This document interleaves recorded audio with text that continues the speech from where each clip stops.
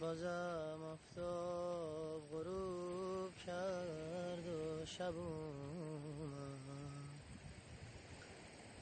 به جون خستم بازم تب اومد،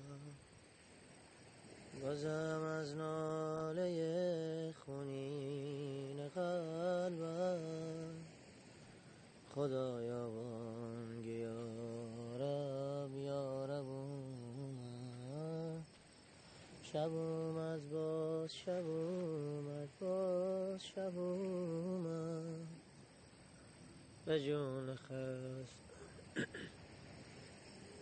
چرا قطعش کردی؟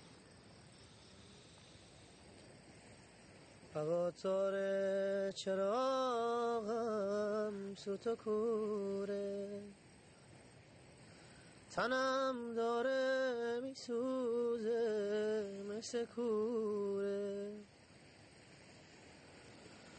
خدایا یار من کی بر میگرده، آخه این از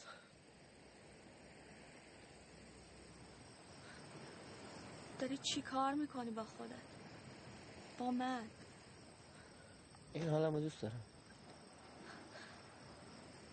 اگه ازت خواهش کنم، اگه التماست کنم، از زندگی من میری بیرون؟